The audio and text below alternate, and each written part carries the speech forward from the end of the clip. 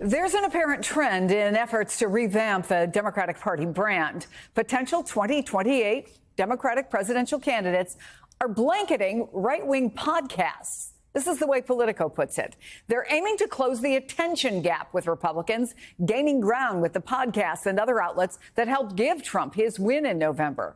But notably, if you listen to those podcasts and what those Democrats are saying, there's a move to the middle, especially on social issues.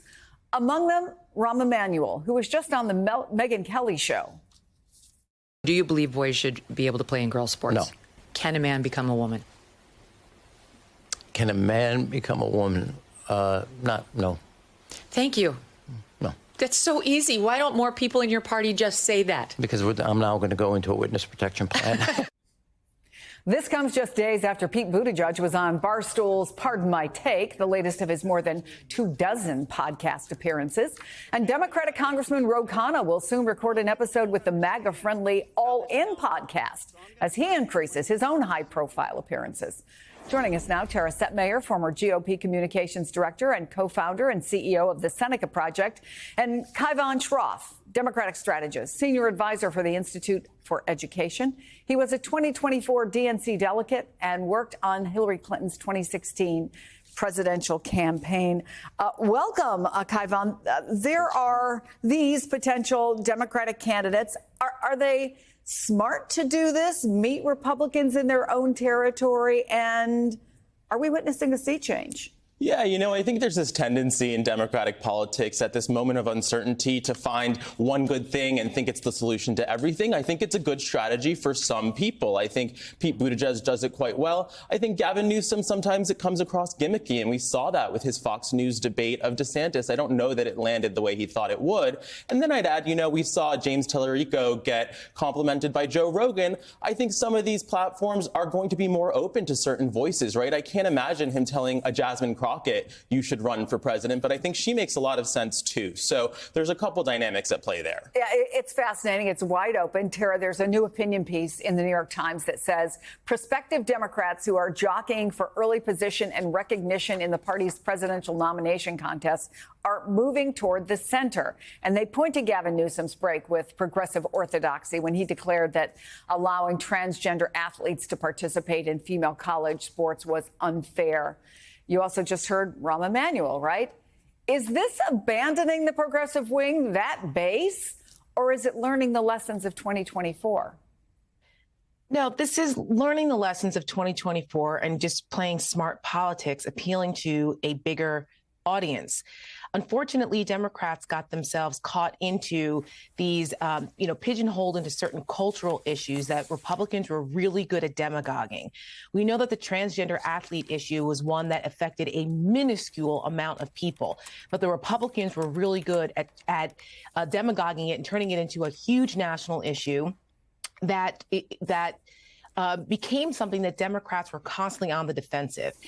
There's ways to get around that. And what Rahm Emanuel and some of these others, Pete Buttigieg is very good at doing this, is that you can acknowledge the issue, but then you move off of it because it doesn't impact the lives of everyday people, the majority of everyday people. So don't get caught up in that. Go on offense.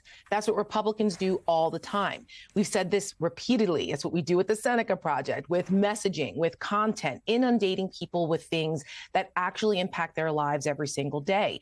This Epstein issue is one that we see Democrats taking advantage of because it is demonstrating a betrayal that Donald Trump has portrayed on his own people. Donald Trump has betrayed you. He's lying to you on this. And then you can turn it around and say, well, what else is he lying to you about? Because this is an entree now into that. Is he lying to you? He's lying to you about the big, beautiful bill. It's going to hurt you. He's been lying and betrayed you about agriculture, about veterans benefits, about seniors. And it gives you an opportunity to put the Republicans on defense. So I'm glad to see that more Democrats are meeting people where they are, because that is the way that you get the attention of other people. You've got to meet them where they are. And you mentioned, Kaivan, James Tallarico. For people who don't know about him, he is a Democratic Texas state representative. And he was on with Joe Rogan talking about his party. And what he said has gone viral. Take a listen. There's reason and good reasons to be disillusioned. I guess all I'm pushing back on is that second step of it's always going to be this way. Right. It doesn't have to be Right. this way. That is the key step. Right. So I'm That's not on. because you need to run for president. Just 'cause you, Yeah. we need someone who's actually a good person. Well- because the Democrats have very few candidates that are. Can I? It was so interesting, right? The whole thing. But Kamala Harris famously was criticized for not going on Joe Rogan. This one is getting so much attention. He's already being talked about as a possible dark horse in the Texas Senate race, which we know is going to be a wild one. I mean, that's the kind of move, frankly, that Barack Obama made, right? From state office. Does that just speak to the power of the medium? Does it speak to the power of the individual? Or the power that it brings anyone who can harness it? It's there. If you can harness it, it's almost limitless what you can do from nowhere almost.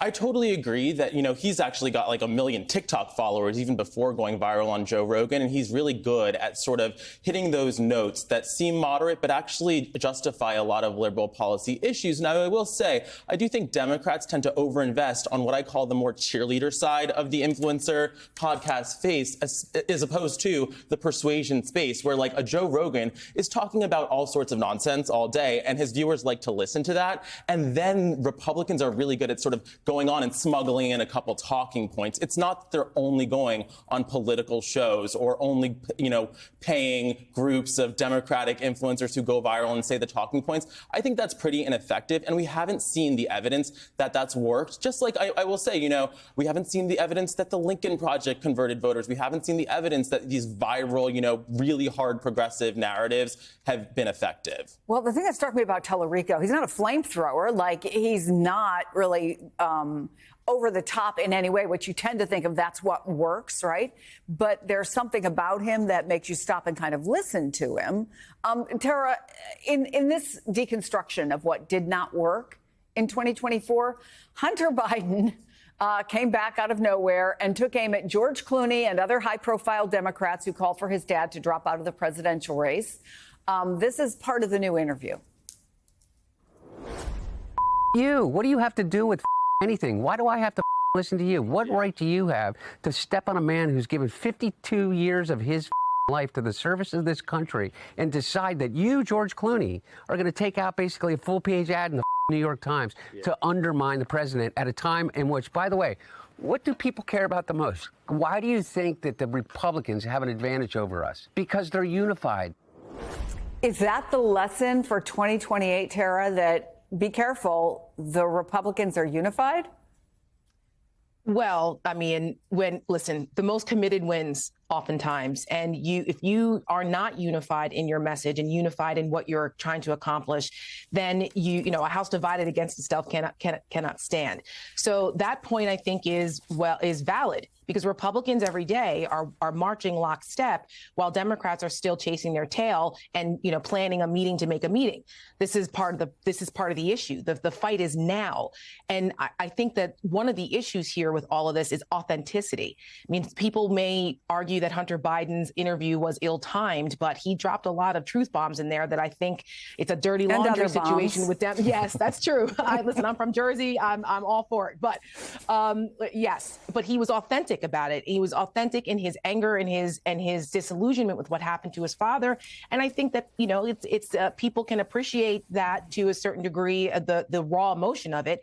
But what isn't probably great is the timing, because it's a distraction from what else is going on here. And Democrats really, as a national party, the establishment has been struggling with being on message, and Republicans have been very good at taking advantage of that. So, when you're authentic and you meet people where they are and you can acknowledge missteps, the purity police a lot of times within the party has created a problem here where they're too afraid to offend this one or that one, instead of just acknowledging that, look, yeah, you know what, that's a complicated issue. Or, you know what, I can understand why some people would feel that way. But this is what we're going to do for you, ...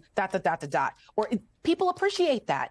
And so the more that we start to see that from Democrats, I think the more the more forward moving you're going to see some of the people being receptive. There's a reason why there's a 28% approval rating for the Democratic Party, but 57% of Americans think that a Republican House and White House is not good for the country. There's an opening here. And so there's an opening for Democrats to fill that void if they're able to be authentic and honest and meet people where they are and not get caught up in the purity police. There is no doubt it's Communications 101. Make people think you're talking to them, not at them. Learned that in college. It's a long time ago. Still holds Serves you well. Yes. That's what we do every day. Kaivan Shroff, Tara Setmayer, great conversation. Thank you both so much.